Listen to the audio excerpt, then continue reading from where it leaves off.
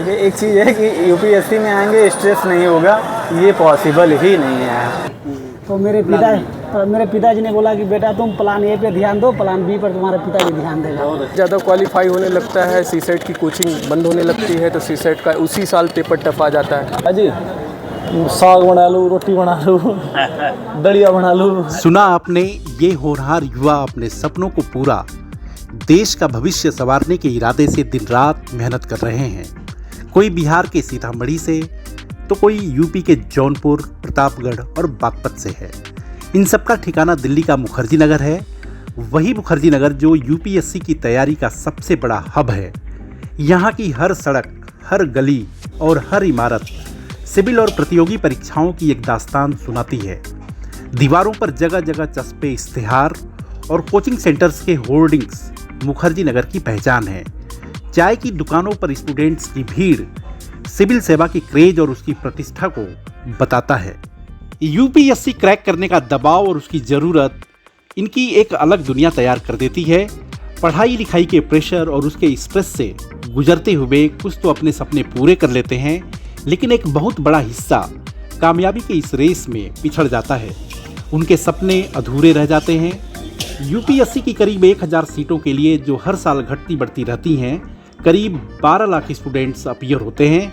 सफलता का strike rate decimal में होता है। ऐसे में आप समझ सकते हैं कि यूपीएससी क्रैक करना पत्थर पर लकीर खींचने जैसा है। यह जानते हुए भी ये छात्र तलवार की धार पर चलने को तैयार रहते हैं और रास्ते में आने वाली तमाम अड़चनों, बाधाओं, मुश्किलों को ये हंसते हुए पार करने का जज्बा और हौसला रखते हैं।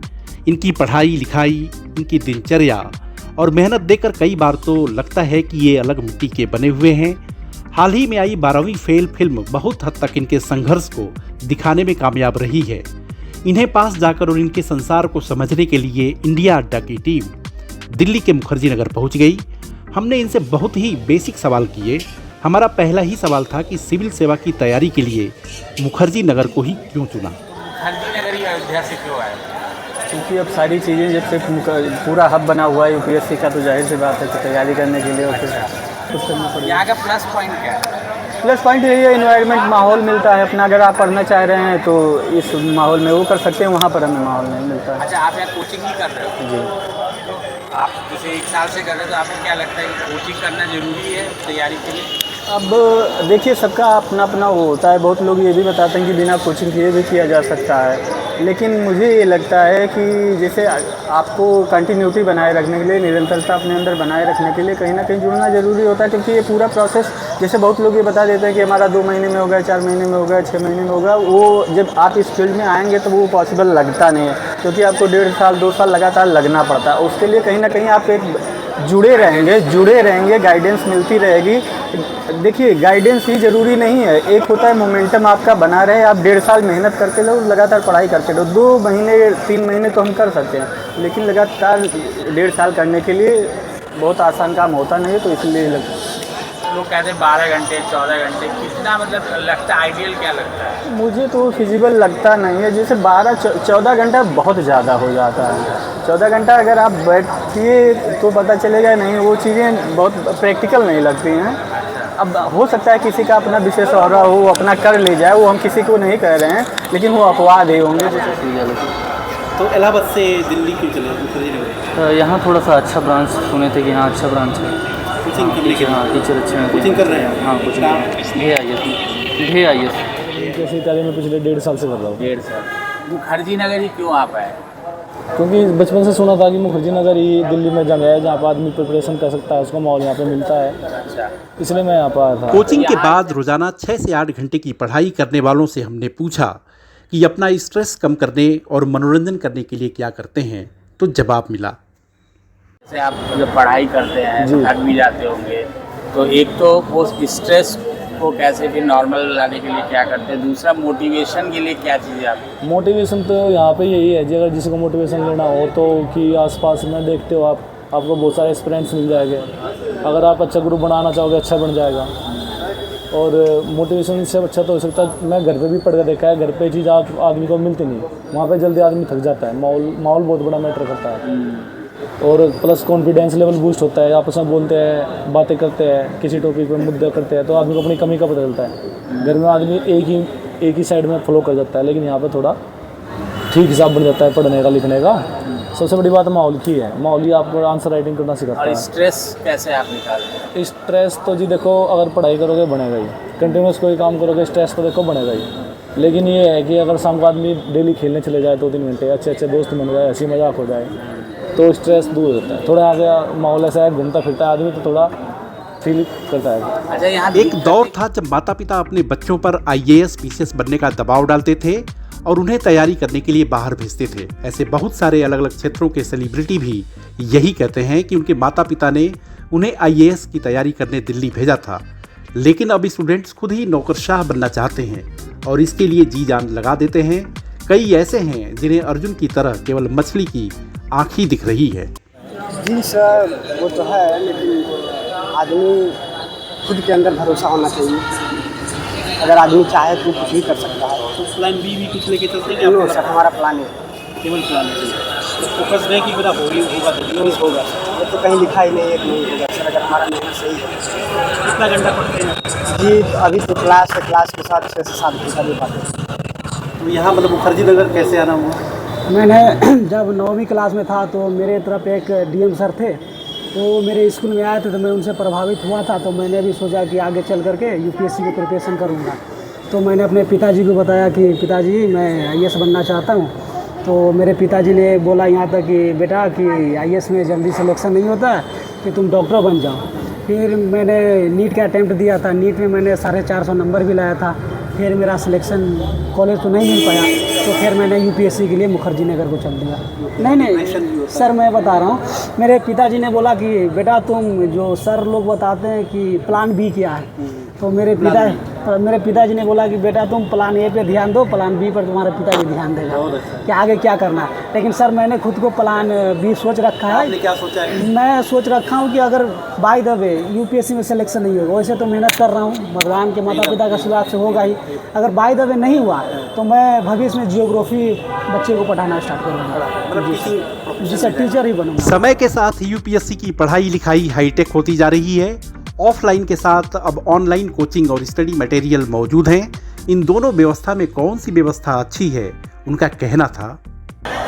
देखिए, बहुत लोग तो ये बताते हैं कि अपना ऑनलाइन ले लीजिए, वहीं बैठ के तैयारी करिए, जो डिजिटल इंफ्रास्ट्रक्चर है उसका आप यूज़ करिए।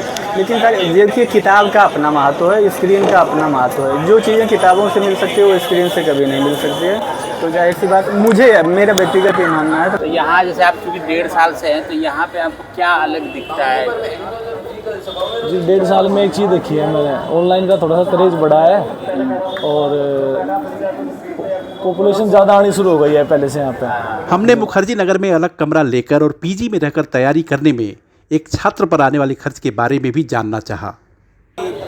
यहाँ पे रहने में जो खर्चा कितना आता है? खाना आप बनाते हो, कपड़ा धोते हो, खुद धोते हो या कैसे क्या है? सर मैं यहाँ पर इंदिरा विकास में PG ले चुका हूँ। PG का लगभग 7,7500 रेंट आता है एक बेड का। एक बेड का। जी सर। उसके बाद 3,3500 खुद को खर्च पे पड़ जाता है। फिर सुबह सुबह जिम करता हूँ, जिम का भी खर्चा अलग से। फिर दोस्तों के साथ चाय पानी, नाश्ता पानी, वो सब फिर अलग से सर लग जाता है। मतलब 12-15 हज़ार रुपया कम से कम? 12, 13, 14। आप ज़्यादा करना चाहे तो ज़्यादा भी होगा, लेकिन नॉर्मल 12-13 तो चलेगा ही। मतलब ये सिचुएशन पे डिपेंड करता है। अगर आप PG में रह रहे हो तो 10,000 रुपये के लगभग आदमी का खाना प्लस रहना पड़ जाता है। उसके बाद लाइब्रेरी की फ़ीस है, स्टडी मटेरियल कोचिंग की फ़ीस वो रही अलग। तो अगर आप रहने का और थोड़ा बहुत बाहर अंदर खाने पीने का खर्चा माने तो 12,000 रुपये कम से कम एक एवरेज प्राइस है यहाँ पे। बातचीत में यह पता चला कि छात्रों की शिकायत PG संचालकों और वहाँ के खाने से है। PG में रहने वाले छात्रों का कहना है कि यहाँ का खाना अच्छा नहीं होता, उसमें पौष्टिकता नहीं होती। कुछ छात्र ऐसे भी मिले जो अपना खाना खुद बनाते हैं। महिलाएं, उनकी महिला मित्र भी वहाँ पहुँच जाती हैं। सब पूरा यहाँ माहौल एकदम ख़राब है PGयों का। और खाने में बस ऐसे आता है कि जैसे टमाटर में फंगस लग जाता है, गाजर में जब फंगस लग जाता है तो उसका मिक्स वेज बनता है यहाँ पे। तो खाना ऐसे ही मिलता है PG में। आप यहाँ खुद खाना वाना बनाते हैं? जी मैं बिल्कुल खुद बनाता हूँ। जी क्या क्या बनाते हैं? सारी चीज़ें बनाते हैं, दाल चावल रोटी सब्जी, जैसे जो टाइम मिला उसी हिसाब से बन जाती हैं। लोग कहते हैं खाना बनाने में बहुत समय वेस्ट होता है, नहीं, हम लोग तो एकदम ये एक्सपर्ट हो जाते हैं धीरे धीरे, टाइम बिल्कुल नहीं लगता। 1 घंटे लगते हैं, बहुत ज़्यादा लगता है तो 1 घंटे लगता है। उसी हिसाब से बना लिया जाता है, जैसे जिस दिन टाइम कम हुआ तो दाल चावल बन गया, नहीं तो पूरी रोटी भी बन गई। यहाँ जाना है तो उस तरफ नहीं कर सकते। लोग ये कहते हैं कि यहाँ पीजी में काफ़ी मतलब कंजेस्टेड सा होता है, छोटा कमरा होता है, बहुत दिक्कत होती है, माहौल मतलब नहीं, ये कुछ लोग नहीं कहते हैं, ये तो सब लोगों की समस्या है और ये समस्या है। अब 10 बाई 6 का कमरा है, आप किसी भी पीजी में चले जाइए, कोई अपवाद भी नहीं बचते कि हाँ ये तो एक अच्छी पीजी है। पीजी है, लाइब्रेरी है, सारी चीज़ों में यही हाल है। और वो छोड़िए पीजी लाइब्रेरी, आप गली और वो मोहल्ले जाके नेहरू बिहार में देख लीजिए, मुखर्जी नगर, बत्रा के आसपास ही आप घूम लीजिए, सारी चीज़ें मिल जाएंगी। वो तो एकदम जैसे पशुवत व्यवहार वाली चीज़ें रहती हैं। एक कमरे में कितने लोग रहते हैं? अब वो तो जैसे अब हम 2 लोग रहते हैं, कोई जैसे 2 रूम का ले लिया, जैसे 2 रूम का फ्लैट है तो ये नहीं है कि वो 2 रूम का है, वो 10 बाई 6 ही रहेगा। इन हल्के फुल्के लेकिन ज़रूरी सवालों के बाद हमने यूपीएससी के सीसैट, उसके डिफ़िकल्टी लेवल और पैटर्न पर भी सवाल किए। हमारे इन सवालों पर जौनपुर के गिरधारी लाल मौर्य, जो डीयू से लॉ करने के बाद सिविल सेवा की तैयारी कर रहे हैं, उन्होंने बताया। साल पहले मैंने लॉ किया था यहाँ डीयू से। क्या बदला? क्या बदला? तैयारी का पैटर्न बदला। हर साल परीक्षाओं का यूपीएससी का जो प्रयोग है एक तरीके से वो बदलता ही रहता है। पिछली बार सीसैट कितना टफ था, इस बार नॉर्मल था। हर साल पैटर्न चेंज होता है। इस पर क्या होगा, गर्मियों के दिनों में आग लगता है। जैसे जिस पीजी में ऐसे बने हुए कमरे, वहाँ पर प्लाई लगा हुआ है, जस्ट बगल में खाना बन रहा है, तो गर्मी की वजह से कभी कभी पीजी में आग लगे हुए हैं यहाँ पर बगल में। हाँ, ये घटना बहुत आम है। प्लाई लगा के हालत। हाँ, प्लाई से पार्टीशन, प्लाई से पार्टीशन होगा तो उसमें आग की घटनाएं मई जून में होती है। ये सामान्य सी बात है। मतलब डिफ़िकल्टी लेवल। देखिए, एक सुनियोजित तरीके से हर बार सीसैट के आने के बाद से अगर आप देखेंगे, एक बार सीसैट तो नंबर काउंट होता था, दूसरी बार सीसैट में क्या हुआ कि क्वालिफाइंग कर दिया। अब 27 क्वेश्चन पास करने के लिए भी ये कहते हैं कि ये हायर इंटर लेवल की समझ चाहिए मैथमेटिक्स की या रीजनिंग की। मैं दावा करता हूँ कि शायद ही बहुत कम ही लोग होंगे जो 27 क्वेश्चन करता, और उसके जो पास होने का जो परसेंटेज है, अगर आप उसमें उन लोगों के डेटा निकालेंगे जो पास कर रहे हैं, उसमें 80% जो है मैथ ग्रुप के हैं या चाहे बीटेक किए हुए हैं, उनका दूसरा ही फंडा है। अगर आपको लगता है कि कंप्रहेंशन में 27 क्वेश्चन या 32 क्वेश्चन आते हैं, मैथ में 30 क्वेश्चन ऐसे लगा लीजिए, 80 क्वेश्चन आते हैं, रीजनिंग के 10-15 क्वेश्चन, 20 क्वेश्चन, इस फॉर्मेट के हिसाब से अगर आप देखेंगे तो ये तो आंसर की देते नहीं। इनको यूपीएससी भले ही बड़ी संस्था है, लोकतांत्रिक संस्था है। लोकतांत्रिक संस्था तो शायद किताबों में है, लोकतांत्रिक संस्था नहीं बोलना चाहिए इसमें, क्योंकि आंसर की देती नहीं। अब जो कंप्रीहेंशन के क्वेश्चन है सर, उसमें आपको लगता है कि बी या सी, मान लीजिए 2 नियर अबाउट 80% 90% 2 ऑप्शन सही है। अब जब तक आप दोगे नहीं आंसर की, कैसे पता चले, कैसे काउंट होगा? जब सीसैट ज़्यादा क्वालिफाई होने लगता है, सीसैट की कोचिंग बंद होने लगती है, तो सीसैट का उसी साल पेपर टफ आ जाता है और हज़ारों करोड़ सीसैट टर्नओवर हो जाता है। किसका? कोचिंग से। मैं सवाल खड़ा नहीं कर रहा हूँ, बहुत बेसिक है। ऐसा लगता है ये हो। अच्छा, सीसैट से क्या क्या क्या कर लेंगे? ज़्यादा मैथ जानने वाला क्या कर सकता है? और फिर पास किए हैं तो उनका डेटा निकाल दीजिए ना, किस बैकग्राउंड, किस नॉर्म से है। बहुत गड़बड़ व्यवस्था है। कुल मिला के ये कह सकते हैं कि जैसे चाहते हैं ना, मैं जैसे चाहूँगा वैसे न चाहूँगा, वैसी स्थिति यूपीएससी। हाँ, और कोचिंग्स के बारे में तो आप जानते ही, कितने लोगों ने सीसैट आंदोलन से लगाकर और इस अभी रिसेंट की घटना तक अपनी कोचिंग को सिर्फ पॉलिश करते आए और टॉप पे आ गए। जिनके 100-200 लड़के थे, आज उनके पूरे भारत में संस्थान है, और वो सीधा सीधा ये कहते हैं हमारे नॉर्म्स सेफ्टी को लेकर बहुत अच्छा है। सेफ्टी को लेकर आपके नॉर्म्स अच्छे हो सकते हैं, लेकिन बेसमेंट कोचिंग काहे चला रहे भाई? कहते हैं कि हमारे जो तरीके हैं वो फायर मार्शल कहाँ काम आएगा, जब कम जगह में 500 लोग बैठे हुए हैं, चेयर खसकाने की जगह नहीं है, बच्चे उठ के आगे निकल रहे हैं, उसमें फायर मार्शल क्या करेंगे? एक एंट्री एक ही स्टेप, उसमें क्या कर लेंगे? ये ऐसे लोग हैं जो आपदा में अवसर इनके यूट्यूब, इनके व्यूअर्स देख लीजिए आप चैनल्स पे, इन्होंने अपने चैनल के माध्यम से अपनी कोचिंग सील होने का प्रचार किया। मुद्दा क्या था, मुद्दा अपने ऊपर लेके अपनी कोचिंग का प्रचार करें। तरीका अच्छा नहीं है, ये बहुत घातक है। आने वाले नए छात्रों के लिए क्या है, आपके कोचिंग संस्थान में दिल्ली का कौन सा शिक्षक हिंदी माध्यम का जो नहीं पढ़ाया, सारे पढ़ाए। तो क्या आबादी बढ़ती जा रही है, क्यों कर रहे हो आप करोड़ों रुपए बना रहे हो, लेकिन क्या है आप बोल रहे हैं प्लाई में, इसमें आप कहें ऑनलाइन कराइए, लेकिन आपकी क्रेडिबिलिटी पर भी सवाल उठती है। आप क्या में अवसर क्यों तलाश रहे हो आप? हमें लगा कि पढ़ाई और रहने के नाम पर मुखर्जी नगर में इनसे जो खर्चा लिया जा रहा है उसके हिसाब से उन्हें सुविधाएं नहीं मिल पा रही हैं। ये अपने परिवेश को साफ सुथरा, सुविधाओं से लैस देखना चाहते हैं। हमने अपने इस वीडियो के जरिए यूपीएससी की तैयारी करने वाले इन छात्रों के उन अनछुओं पहलुओं को छूने की कोशिश की जो सामने नहीं आ पाती हैं। हमारे इस वीडियो को लाइक, शेयर और चैनल को सब्सक्राइब जरूर करें। धन्यवाद।